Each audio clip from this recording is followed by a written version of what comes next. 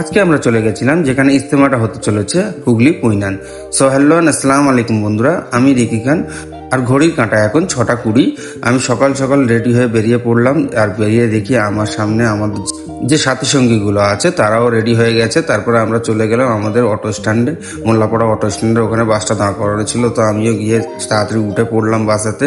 আর তারপর একে একে সকলে এসে গেল। তারপরে কিছু হিসাব মেলানোর পরে আমাদের বাসটা মোটামুটি যাওয়ার জন্য রেডি হলো। তারপরে কিছু এক্সট্রা হয়ে গেছিলো অনেকজন যাওয়ার জন্য, তো সেখানে নিচে কিছুটা বিছানা পেতে সেখানেও বসে আমাদের টিফিন ব্রেকফাস্টটা আমরা বাসাতেই কমপ্লিট করে নিলাম। তারপরে বাসাতে আর সব রকম টিফিন দেওয়ার পরে আমরা পৌঁছে গেলাম হুগলি সেতুর ওখানে। আর যেহেতু টিফিনে অনেক রকম আইটেম ছিল, তো একের পর এক আসতেই চলেছিল। আর তারপর বাসাতে একটু হাদিয়া সংগ্রহ করা হলো, যেটা ওখানে দেওয়ার আছে। তারপর আমি আবার একটু ভিডিও শ্যুট করে নিয়ে সেখানে গিয়ে কাজে লেগে পড়লাম, কারণ ওখানে এটার জন্যই যাওয়া। আর ওখানে গিয়ে সব থেকে আগে নিজের কাজটাকে কমপ্লিট করে নিয়েছি, কারণ কাজটাকে বাকি রেখে অন্য কিছু করা যাবে না। ভিডিও করার অনেক সময় আছে, কিন্তু আগে কাজটাকে করে নিতে হবে। এই ভেবে সকলে মিলে আগে আমাদের গ্রুপ মেম্বার যারা ছিল সকলেই আগে কাজে মনোযোগ দিল। তারপরে একে অপরের টুকটাক একটুখানি ভিডিও করা হয়েছে।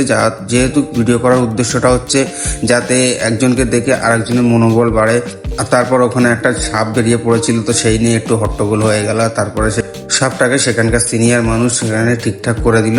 ঠিকঠাক করে তারপরে আমাদের বাইরে বার করে যখন দেখালো, আমরা বুঝলাম যে কোনো একটা বিষধর সাপ। তারপরে আবার আমরা কাজে লেগে পড়লাম। আর এখানে এত বয়স্ক মানুষেরা কাজ করছে, যেটা দেখে আমি সত্যি খুবই ভালো লাগছিল যে এখানে বয়সের কোনো তারতম্য নেই। সবাই যে কাজ পাচ্ছিল করছিল আল্লাহর ওয়াস্তে। মানে কারোর কোনো দেখার কোনো ব্যাপার নেই যে আমাকে এই কাজটা করতে হবে ওই কাজটা করতে হবে। কাজ পেলেই হলো, যে যেটা পাচ্ছে সে সেটা করে দিচ্ছে এখানে। আর আপনারা এই ভিডিওটার ফুল ব্লগ আমার ইউটিউব চ্যানেল দ্য ব্রাইডার্সে পেয়ে যাবেন। আপনারা অবশ্যই ওখানে গিয়ে একবার ভিজিট করে দেখে নেবেন, কারণ এখানে তো এত বড় দেওয়ার জায়গা নেই, যার কারণে আমাকে শর্টে এখানে দিতে হচ্ছে।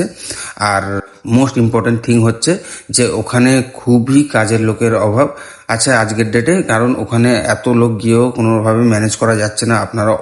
আপনারাও আসুন, এসে হাতাহাতি করে একটু তাড়াতাড়ি করে, কারণ সময় বেশি বাকি নেই। আপনারা এসে একটু তাড়াতাড়ি করে কাজটাকে তোলার চেষ্টা করুন। তারপরে আমার রফিকুল ভাইয়ের সঙ্গে আমার দেখা হলো, তো সেখানে ওনার সঙ্গে একটু মুসাফা করলাম। তার মানে জুম্মান দা ছিল ওখানে, যেহেতু আমাদের সিনিয়র হয়। আর সেখানে ওনাদের সঙ্গে দেখা করে কথা বলে তারপর আমরা ব্লগটা শেষ করার জন্য ঘুরছিলাম। তারপরে আমার ছোট ভাইদের সঙ্গে কিছু দেখা হলো, তাদের সঙ্গে দেখা করে তাদের একটু অ্যাড করে দিলাম। এই বলে ভিডিওটা এখানেই শেষ করছি। আপনারা সকলে সুস্থ থাকবেন, ভালো থাকবেন। আসসালামু আলাইকুম।